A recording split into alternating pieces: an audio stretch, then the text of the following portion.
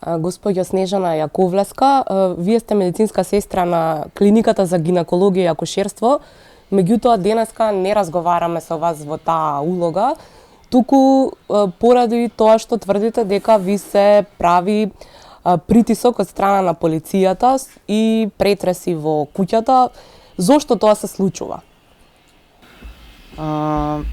Точно зошто и како не можам да кажам, али мислам дека све ова почна и е поврзано со исчезнувањето на внукот на Љубе Бошковски, кој што беше добар другар на зетот мој. И од тогаш навака, недела дена пред да ми стаса наредбата, беше зетот повикан, разговарано со него и пуштен од полиција. После недела дена, каде што јас бев одсутна, бев на викенд во Косово, недела 14 часот, доаѓа полиција од некои си 40-50 луѓе со наредба за претрес во мојот дом.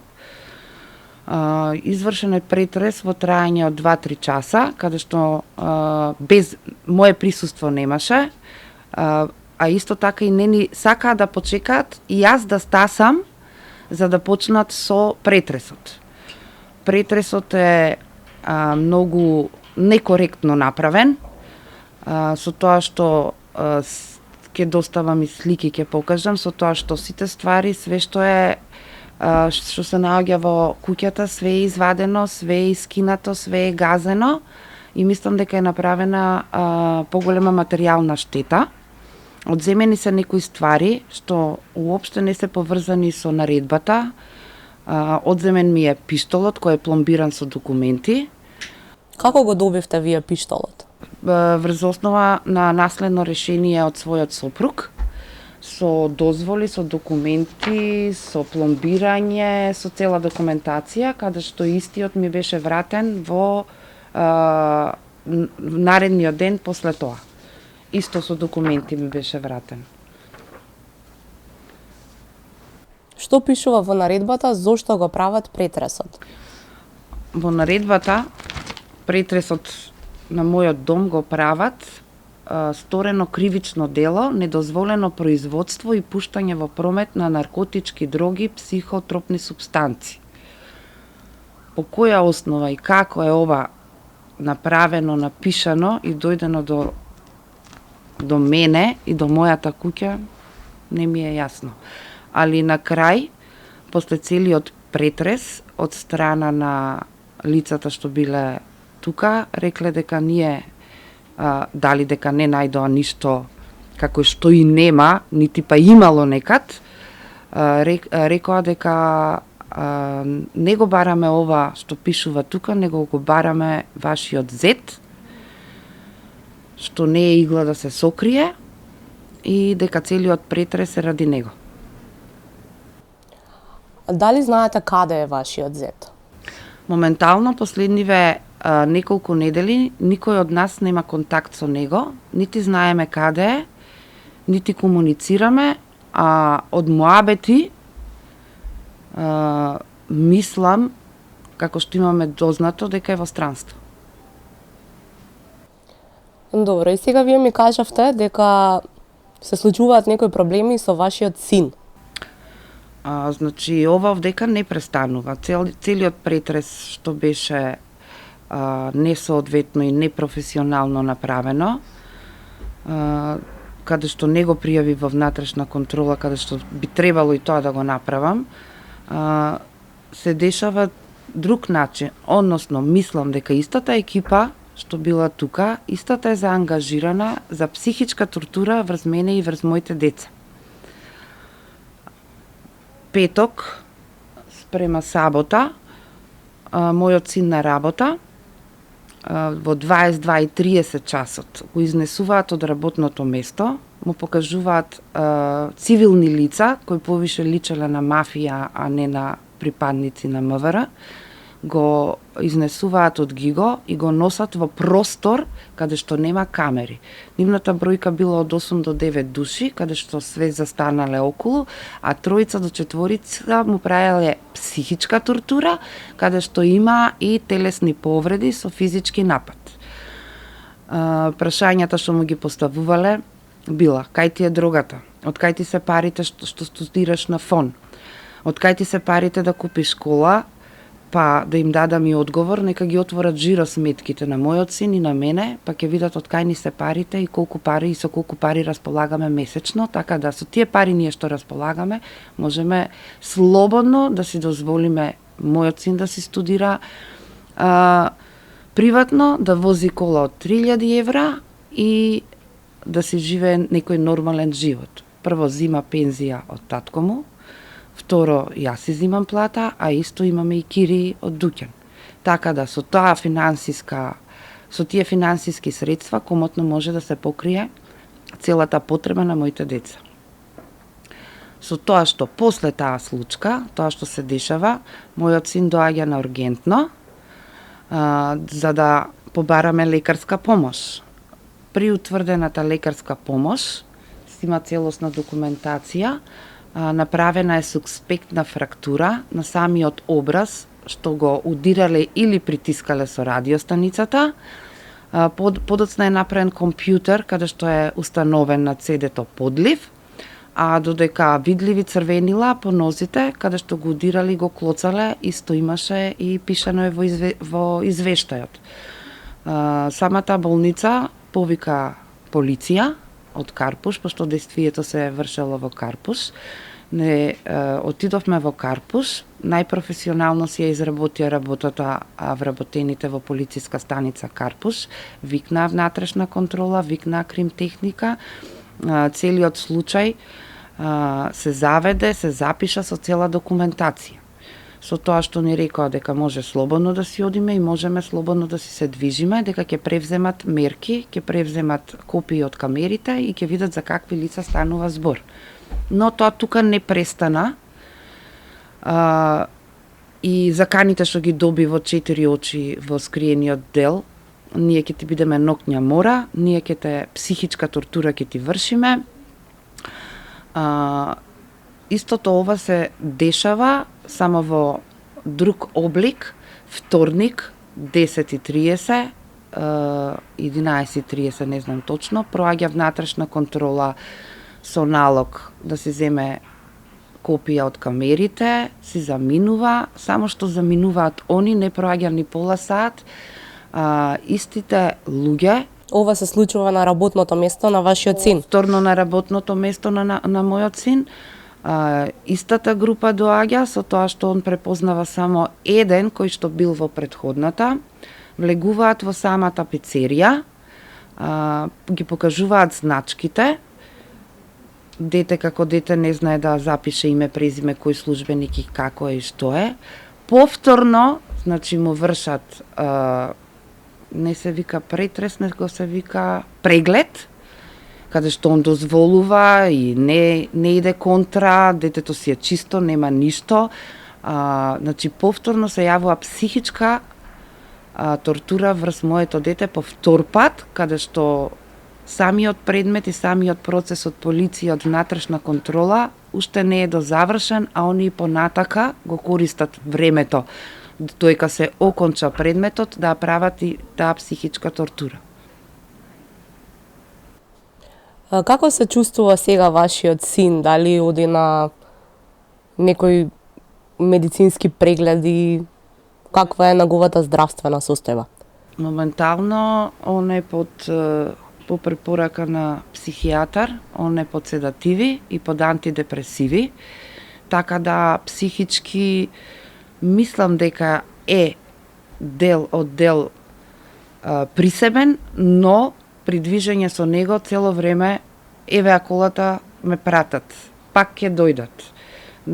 Живее под страв, се плаши сам да се движи и мислам и јас, а не и он, дека ни е загрозено нашата слобода и безбедност.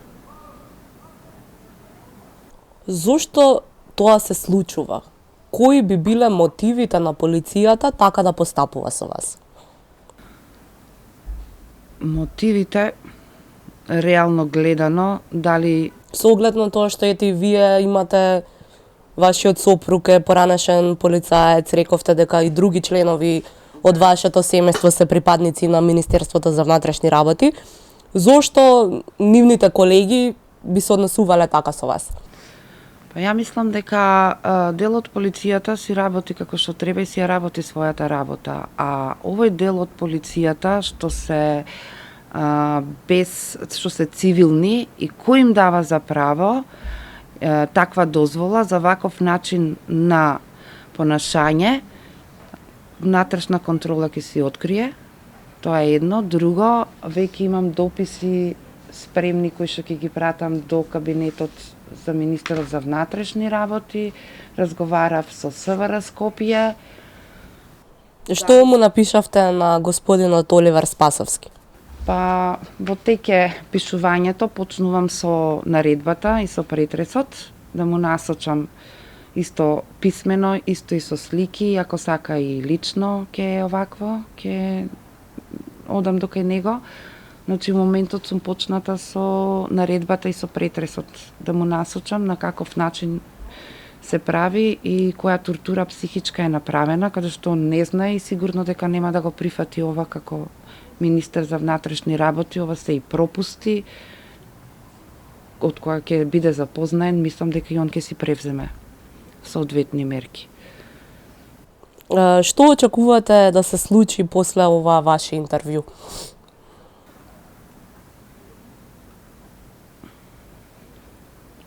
Сакам да запознам јавноста, значи не е само моето дете. Вчера кога бев во полициска станица Карпуш, заедно со моето дете да даде изјава дека по втор пат се дојдени, службеното лице која ја зема изјавата потенцира дека од таа екипа на цивилни лица што користат значки се зимаат многу за право и не е само моето дете што се пожалило од нив, дека има и други деца што исто имаат поплаки спрема нив. Па мислам дека ќе се превземе нешто, дали се тоа поединци, или е тоа група, или е таа цела единица. Али мој заклучок е дека се поединци, пошто истата смена доаѓа петок спрема сабота ако биле трета смена, вторник сабајле се прва смена. Тоа е истата група или мој заклучок неколку вработени што имаат некој проблем, дали со нивното здравје или си бараат решение каде на неправедно место, тоа ќе се види внатрешна контрола, пошто веќе си ги има и снимките, знае за кои лица станува збор, органите ќе си превземат, ќе си ги повикаат на разговор, а умеѓу време сум спремна да пуштам, пошто веќе има физички напад и телесни повреди кај моето дете со медицинска документација. Да, може ли да ни кажете какви медицински повреди?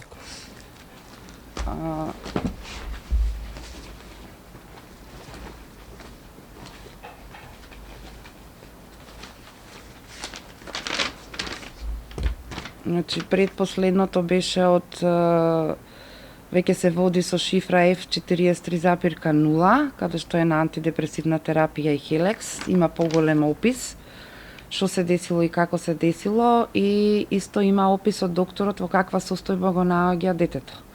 Тоа е едно. Како го наоѓа? Актуелно клинички изразена акутна реакција на стрес со покачена акциозност и симптоми на пренадразливост, како и преокупираност со содржините од немилиот настан. Ова е кратко кажано од него, каде што бара повторна контрола за недела или за две, за да се прати и поради терапијата и поради неговата состојба.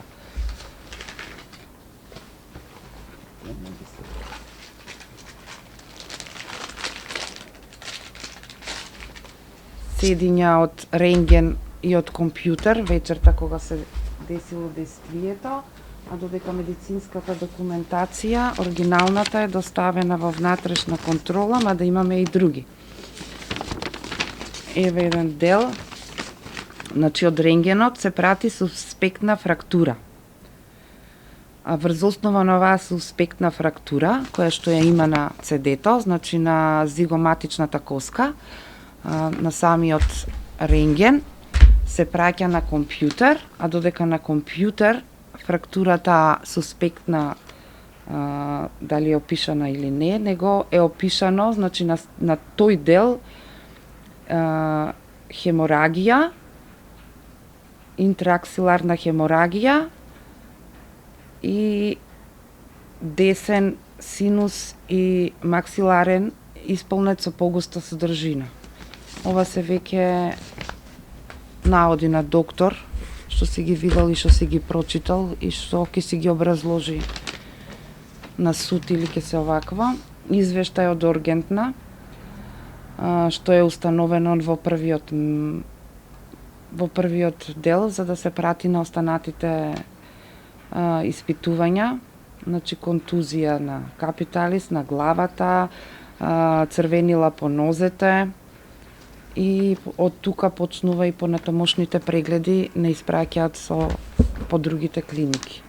За целосната ситуација на детето има медицинска документација заверена, каде што ќе се направи контрола и ќе се достави кај треба. Веќе внатрешна контрола си ја има. Мислам дека ќе си превземат, како што и превземаа. Ги видов во еден момент, рекоа дека работата си тече. Рековте дека сето ова почна кога киднапиран беше внукот на господинот Љубе Бошковски.